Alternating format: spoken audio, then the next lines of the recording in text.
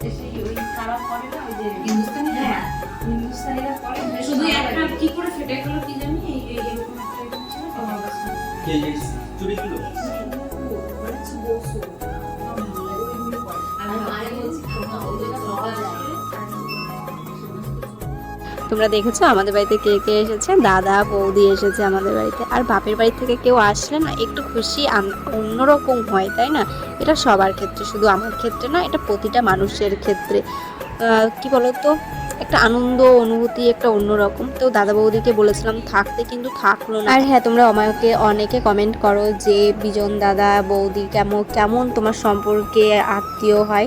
তো আমার হচ্ছে মেজো জ্যাঠার ছোট ছেলে আর হচ্ছে ছোট বৌমা। এবার বোঝা গেল যে আমার কি হয় বিজন দাদা আর হচ্ছে এই বৌদি।